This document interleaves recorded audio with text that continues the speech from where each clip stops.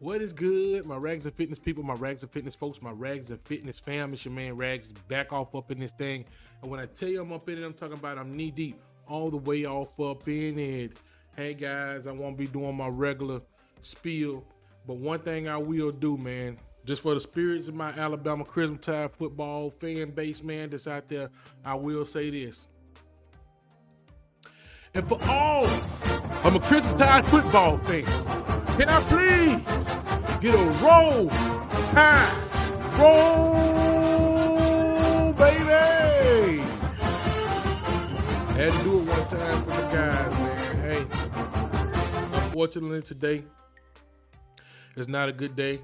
Well, it's a good day. It's a great day. It's a beautiful day, guys. But it's some bad news, man. You know, as we all know, we've seen it on everybody's been reporting it. Mr. Nick Saban has retired, guys. 17 years with the program, Alabama Crimson Tide program, and Mr. Nick Saban has retired, guys. So I'll say this before I get started with everything else. Let's give all of the other fan bases. Let's give all of the other fan bases out there a chance to let's congratulate them. Let's give them a chance to party. Let's give them a round of applause, ladies and gentlemen. All of the other fan bases out there. They're rolling Toomer's corner right now. They're finding every comment they can come in under it and come back and try to find anything to say.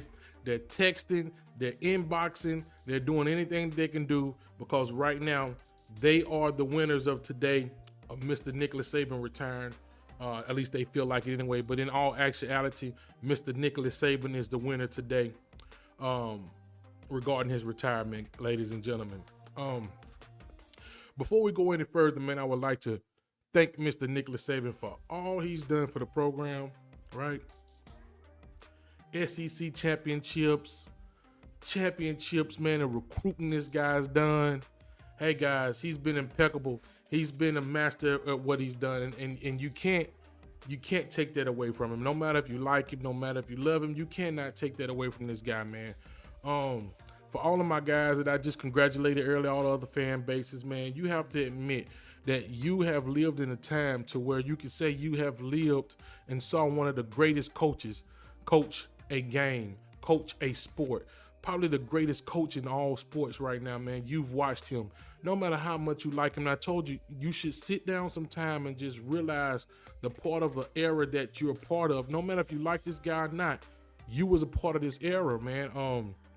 I heard somebody say earlier that Mr. Nicholas Saban has had some big wins, but he's also had some big losses.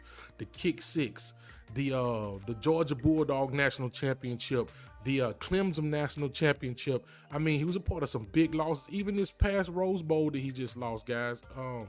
It was big. So you guys should be appreciative to have been in the presence of this guy, man. I mean, whether you was on the losing end or the winning end, you know. Guys, I can't lie to you. I have to admit, I have to be transparent with you. I am hurt. I have been on this platform, I guess a little bit over a year now, maybe a year and a few days. And as far as giving Alabama content, and I'm hurt. I can't lie to you. I've been an Alabama fan all of my life.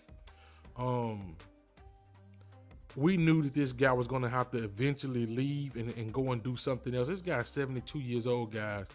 But it still don't take the fact away that it hurts. It hurts bad, man. You know, this guy was great. It's hard to see somebody.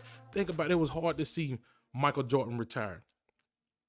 It was hard to see Mr. Kobe Bryant retire. And I wasn't even a Kobe Bryant fan, man. And even to hear the bad news about Kobe, that was hard, guys. It's going to be hard to see Mr. LeBron James retire. It's hard to see the greats retire, man. Think about when we lost Michael Jackson. Some of the greats, man, it's hard, man. Coach K, all those guys, man. I don't know, man. I mean, if you look back on it, if you look at it in hindsight, I mean, the writing was on the wall, right? It was just there. Even at the beginning of the season, he was standing at the podiums and stuff, smiling, and we were saying stuff like, Mr. Nick Saban must have something that we don't know about. But maybe he knew something that we didn't know about, right? Maybe he knew this was his last ride. And I guess you could ask yourself the question, Mr. Nick Saban, why wouldn't you go out on a farewell tour, right? Why wouldn't you let us know the beginning of the season And why wouldn't you let us ride out with you in a fashion to where we can bask in every moment, right? Because now I feel like some of us, we took it for granted, right? I can remember talking to a few Alabama fans at the beginning of the season, and Mr. Nicholas Saban was making decisions that was kind of uncharacteristic. I don't believe Mr. Nicholas Saban never had anything to prove to anybody, but I even believe that when Mr. Nicholas Saban benched Miro for Buckner, he was trying to prove a point. He was trying to show us that, hey, I'm the one in charge. You let me be the one to choose this. When everybody was criticizing Miro, he had to put Buckner out there for us to see that, hey man, this is not it. And I think maybe sometimes we was all over him, man. Why did Nick Saban hire Bill O'Brien? Bill O'Brien need to go now. Why do we have Pete Golden back here? They need to go now. And it was almost like the fans had a say-so in it, right? And that's not the way Mr. Nicholas Saban operate. Even though those guys had no business being there, that was his choice, right? It's just a lot of things when you look back at it, hindsight, man, that you can see that there was writings on the wall, man. That still do not erase the fact that I am hurt, bro. I'm hurt. I have to admit it. I know a lot of people gonna get under here and they're gonna attack, they're gonna say stuff, man, but I gotta take that. I gotta take whatever anybody say, any other fan base say, man, because I dished it out. You know what I mean? I never praised anybody's coach for leaving or nothing like that. You know what I'm saying? I'd have talked about players leaving and going into the transfer portal and stuff like that, man. But I'm smiling now, but I'm hurt, guys. I have to admit it, man. I wish Mr. Nicholas Saban and Miss Terry Saban the best, man. The kids, I hope he get a handful of his grandkids and whatever else he got going on, man. I hope his health is straight. I've heard some stuff about somebody's health or something like that. Hopefully, everybody's health is straight, man. I hope this guy can enjoy his years that he have left of his life, man, in a great fashion, playing golf and doing everything that he wants to do, right? Guys, what do you believe was the reason behind him retiring? Now, you can say, hey, man, this guy was 72 years old, man. It's just time. And I believe that might have been it too. But I think it was a combination of things, right? It was also this NIL, man. Guys, the way that this whole college football platform is going, it's changing, man. And I heard somebody say earlier, and it's the truth, this is a young man's game now, man. I mean, you have to be constantly on it. You have to be constantly ready for the grind. You have to be, as soon as the championship is over with, you have to go back into recruiting, getting ready for spring ball. Guys, this is crazy. Even the way the recruiting, you got 2 recruiting signing periods now. You got the early period, you got the late period. I mean, things have changed, guys. Players can get up and leave whenever they feel like it. If the coach say something wrong to them or they don't like it, they can quit and they can go to another team, and another team is gonna welcome them in with open arms, man. Not even caring about a referral, not even caring about asking the other coach, hey, how was this guy? You just know he's a heck of a player, but his attitude could be bad, and hey, he can leave and go to another program at any time, man. I mean, the constant poaching of his coordinators, man. You know, every year he had to go and get another offensive coordinator, another defensive coordinator. I mean, man, it was always the poaching of his coordinators. And I believe it was a collective effort to get rid of Mr. Nicholas Saban. And hey, it's over with. He's gone, guys. So like I said, man, throw as many toilet rolls at your trees as you want, man. Congratulations to you guys, man. I hope you guys have a great night tonight, partying, get drunk, do what you want to do, man. I guess I really don't condone you to get drunk, but I'm just saying, if you're gonna party, you know. All over a man's retirement. Nick Saban, that just goes to show how great you were, that you have people celebrating your retirement now, and they're saying, hey, maybe our program can win now. I mean, guys, that's a testament to this guy's greatness. You have programs that's out here, you have fan bases that's out here actually partying right now, saying, hey, this guy is gone. Now our team may have a chance. We may have a chance now because this guy that is known as the GOAT, the greatest of all time, has now relinquished his duties as one of the greatest coaches of all time on one of the greatest teams, one of the greatest franchises, one of the greatest colleges, one of the greatest fan base is one of the greatest student bodies of all time, guys. You have these guys celebrating because of that. And I tell you this to the Alabama nation, I say stand up, man, keep your head up, because that's how greatness, it seeps out of the pores of that Alabama program, guys. And it leaks out, and it either causes people to hate you or it causes people to love you. Guys, on another note, another good thing about this return of Mr. Nick Saban, I think a lot of people that was a fan of Alabama may have been a fan of Mr. Nicholas Saban. And I will tell you this, all those bandwagon people, I'll tell you this, man, it was a good ride with you, but I hope that you found you another team to root for, maybe the Bulldogs or somebody, or Michigan or somebody like that, guys. But yeah, there's no room, man. All that bandwagon stuff, man, is gone. Now it's time to see who the real Alabama fans are, because now we got to stay strong. We got to stick together. It's a whole new ball game, guys. But look at it on the bright side. It gives us a chance for something new, right? I know you say, Raz, we don't want nothing new, man. If it wasn't broke, don't fix it. But we don't have a choice now, guys. So we have something new coming into the program. We don't know who it's going to be, what it's going to be. Guys, we need to get behind this program.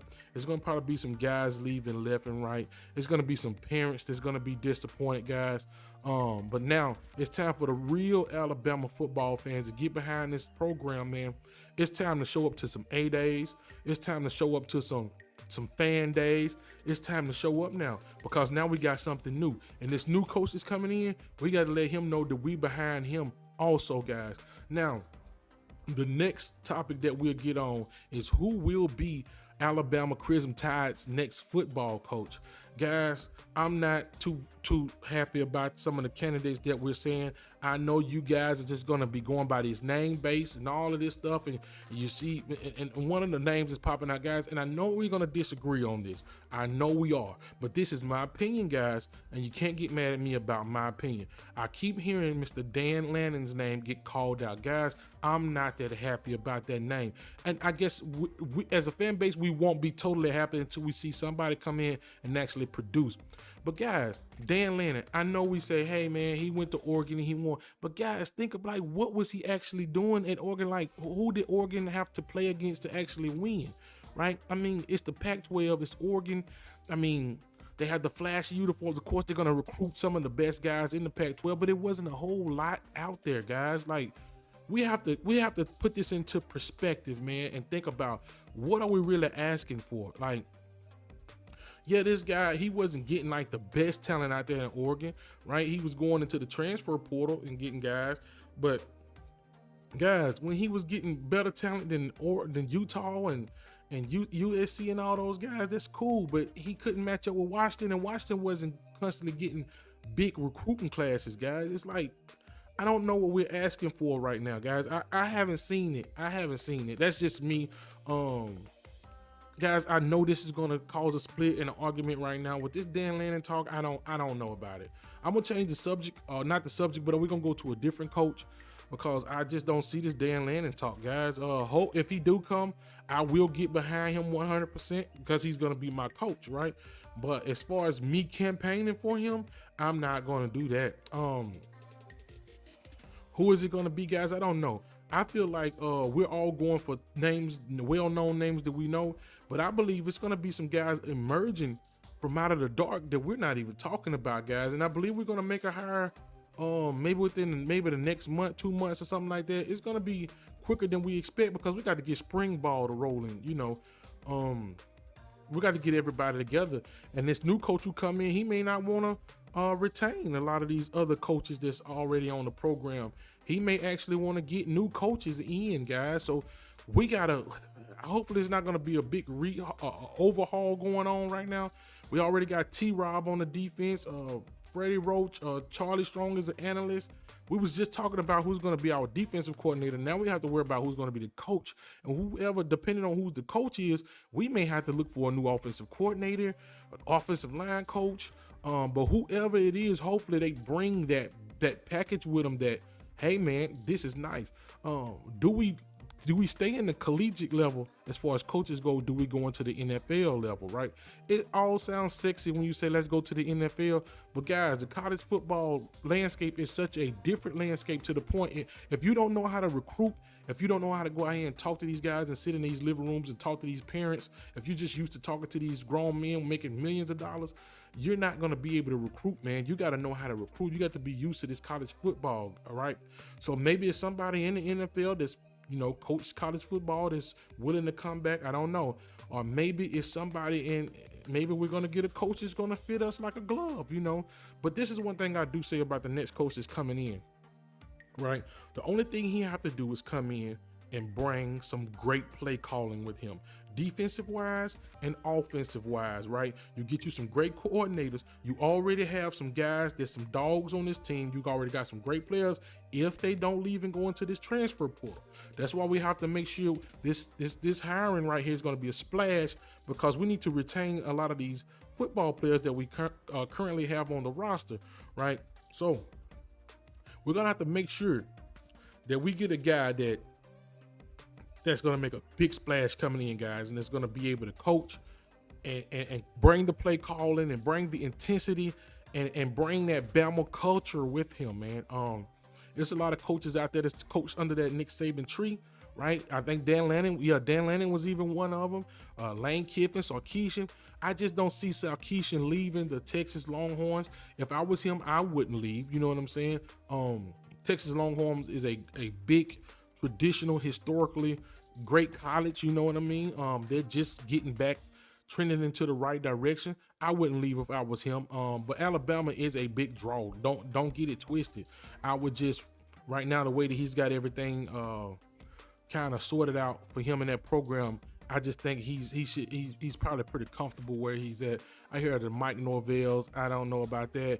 The Dabo Sweeney just can't get with the program as far as I would say that he would be an okay fit if he was into the NIL and the transfer portal and all that. But you got to get with the program, man, when you're at the program, right? The most prestigious program right now in college football, right? Even without us not winning a championship, guys, we are the story of college football, right? And this whole season, this whole upcoming 2024 season, Alabama's going to be the topic of everybody's conversation, right? It's going to be who's going to be the coach. It's going to be who's going to be the coordinators. It's going to be what kind of plays are they going to call? Are they going to be able to win against the Georgia Bulldogs, the Texas Longhorns? Are they going to be able to, we don't play Texas this year, but Oklahoma, are they going to be able to beat these teams, right? Guys, it's going to be a lot of talk. Can they make the playoffs? This year it's an expanded playoffs, 12-team playoff. Can Alabama, do they have enough juice to get in there? Can his coach bring a spark? Can he ignite these young guys, man, and try to get them on the right track? This is a lot of questions that we have, guys. Guys, and the one thing about it, I say I'm hurt. I'm sad. You know what I'm saying? I'm hurt. But then again, when you think about it, guys, it's kind of exciting. Because it's the dawn of a new era. You know what I'm saying? Like, whether you like it or not, it's a new era. And the only thing you can do is brace yourself for it, right? And it could be very exciting. Because guess what?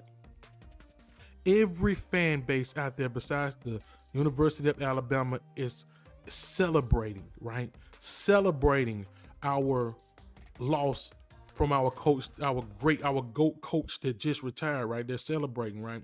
Even teams that's not traditionally our rivalry, like Georgia, for instance, right? For some reason, they're making themselves our traditional rivalry, right? It's something there because we played those guys in some big games, but traditionally, they're not just really our natural rival like that, but they're trying to make it that way. And congratulations to you, Georgia. I know you feel good about this. Auburn, LSU, all of you guys feel good about this, man. I don't see how you can celebrate it when you're watching an era go away. You know what I mean?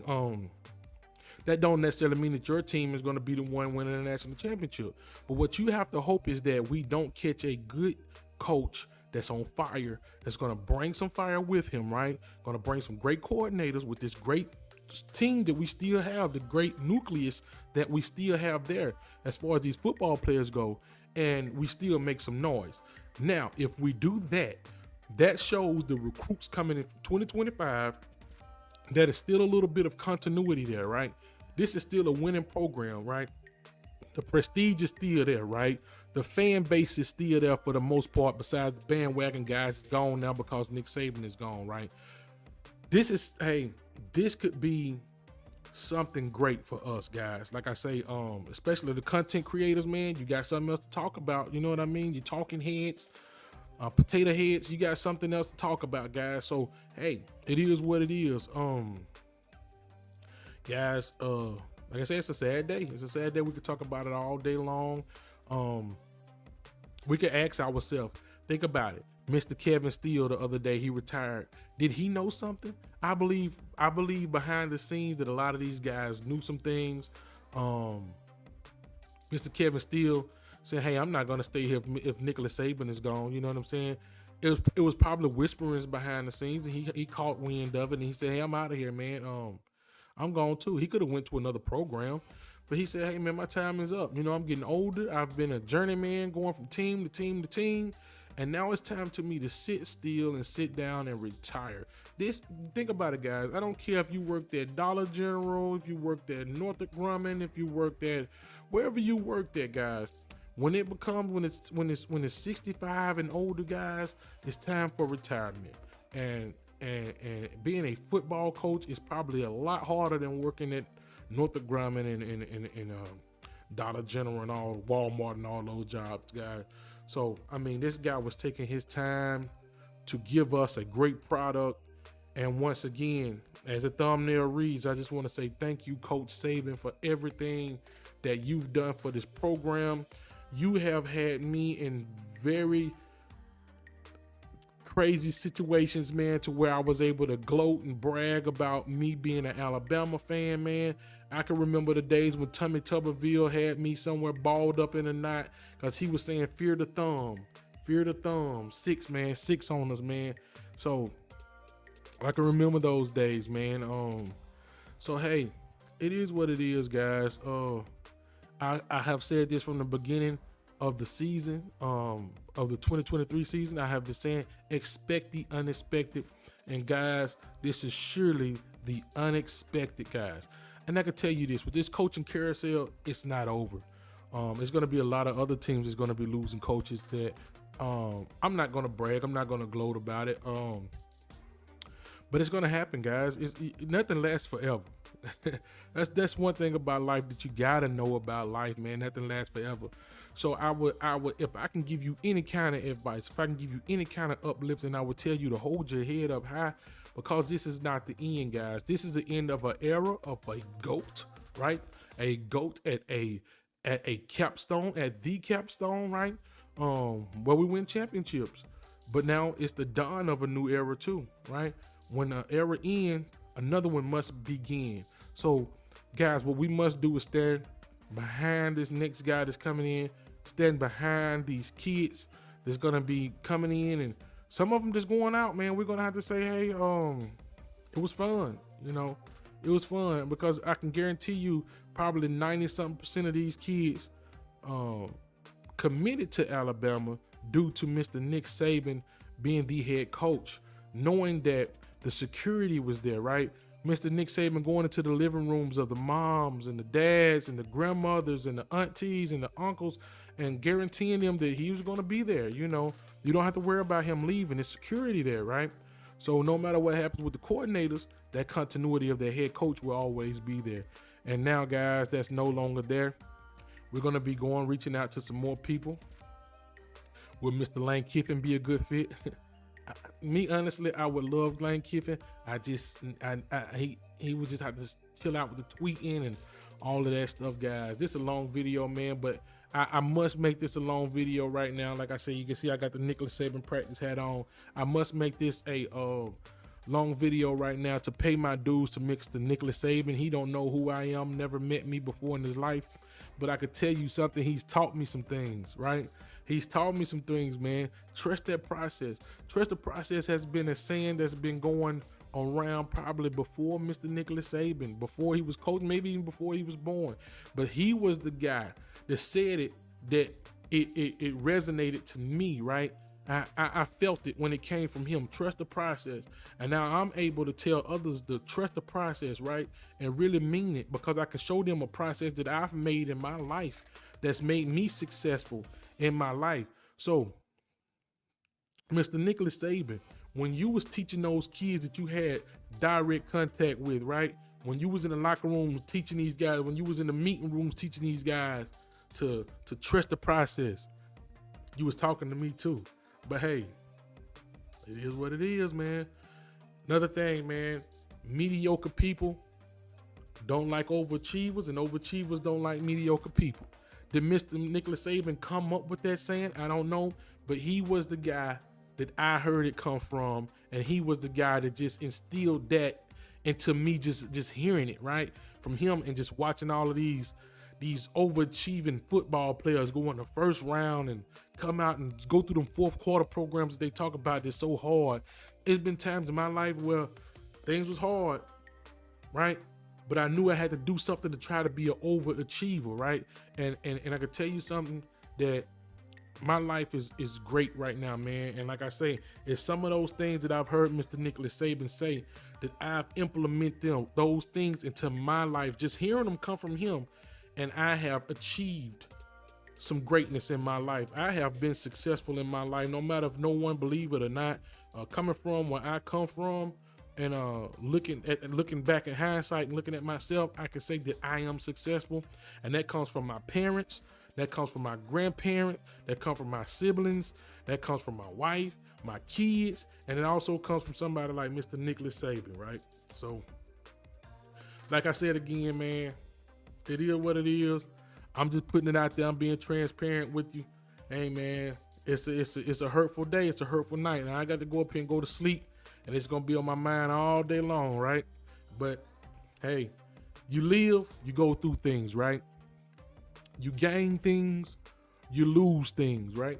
That's just a part of life. As long as you live, you're gonna gain some stuff, you're gonna lose some stuff. Sometimes you lose good stuff, sometimes you lose bad stuff. But you better guarantee you're gonna lose some things. I don't care if it's gonna be your hair on top of your head. I don't care if it's gonna be your memory. I don't care if it's gonna be losing your balance, your hearing, your vision. You're gonna lose some things. You're gonna gain some things. What will you gain, Rags? You gain wisdom. How do you gain wisdom, Rags? You gain it from experience, guys. Guys, I've sat up here and talked about 30 minutes, man. Thank you guys for tuning in to Rags and Fitness YouTube channel. Hopefully you guys stayed until the end to watch me ramble on and rant. Not really rant, but ramble on, guys. I had to make this video, man. For all of my guys, like I said, my true Alabama football fans, it's gonna be a ride this year, but buckle up and let's ride together, baby. That's all I can say. Roll Tide, roll. Already. Yeah, y'all.